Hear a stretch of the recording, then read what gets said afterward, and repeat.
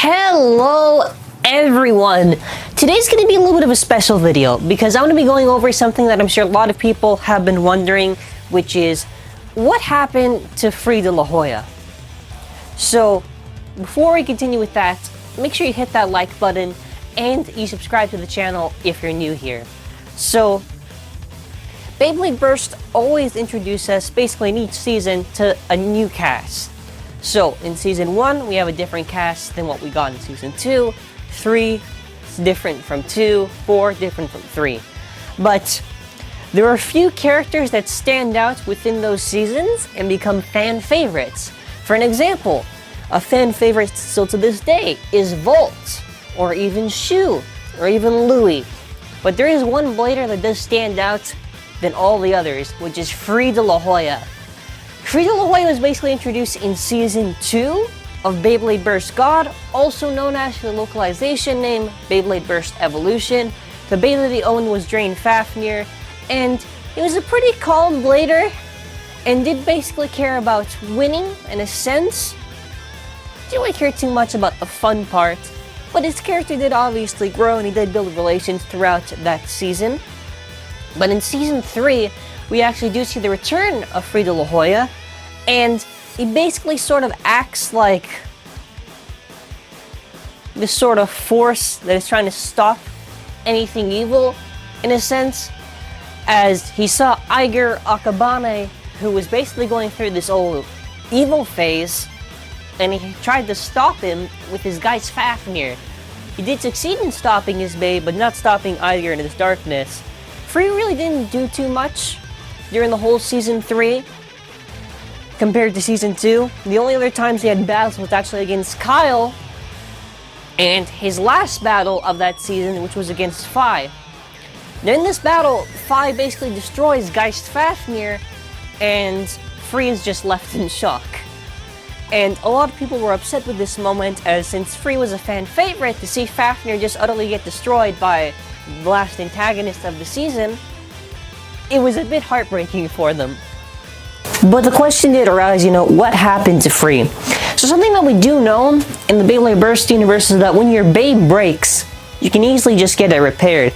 As Shu, a few episodes later from when his babe was broken, or it might have been the one right after, I can't go off memory, at least in the anime, his babe was repaired. So we can safely assume that Free also got his babe repaired, but he just didn't really do anything after that point. So in Beyblade Burst GT, through the latest chapter that we saw on the Beyblade Burst guide that was released on June 28th, Drum, which is our new protagonist, visits BC Seoul. Now what's really interesting is that we're actually introduced to characters we've already seen in the past, with Rantaro and Silas, or I guess I can also say like Cisco, right? But we're really introduced to seeing Free there. And that was something that was extremely surprising.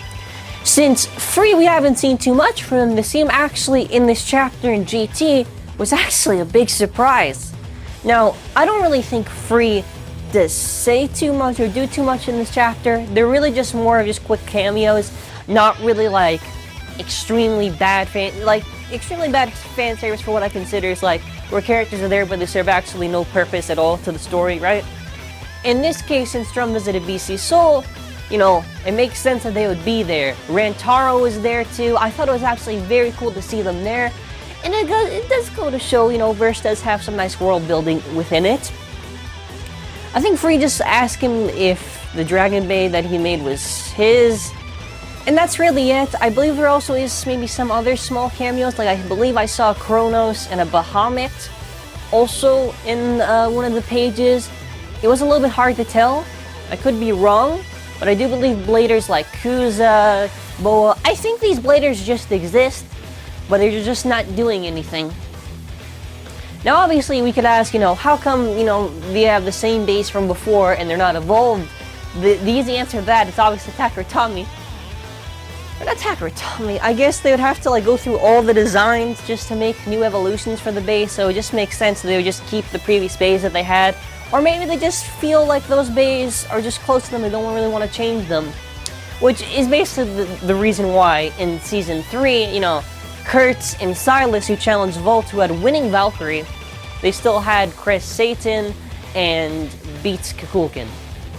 Yeah, but that's kind of it. Free is basically in the GT universe still. He just isn't really doing anything. Now, this also confirms the fact, right, that obviously Free did not lose his Fafnir to Fumiya. Now, what I am guessing is that when this new system of GT was created, similar to, I guess, basically the Super Z evolution, or I guess, quote-unquote, the Turbo evolution, just, I guess, sat out, I guess. And it's not really, like, that far-fetched to really believe that there was a Fafnir that was created, because in every season, we usually see the previous bays owned by new people, right? Like, we've seen a twin nemesis owned by, I think, like, Iger's dad. We've seen Arthur Hercules owned by Ichika Kindo. So it's really not that far-fetched to believe that through the new evolution, Fumiya just got a Fafnir for himself, right? Yeah, but that's kind of it. That's where I'm going to leave it off. I really do like that Free is still in the universe, and I would actually love it, even though it's not going to happen, if maybe there's a one-off chapter just for Fumiya just to go up against Free, or just for both of them to have a talk. Because their characters are very interesting in how they contrast with each other, in the both simple premise that they both want to win, but it's how they handle the fact that they want to win that makes them so different. But that's where I'm going to leave off this video. You can tell me your thoughts in the comment section below. There wasn't really too much to talk about. Like, I mean, yeah, Delta did fight against Drum in the chapter, kind of barely. It was just like the introduction to Delta and everything. But, well, not really. No, actually, no. It was not the introduction to Delta, because I think the chapter beforehand was Delta versus Joe, and I think Delta won.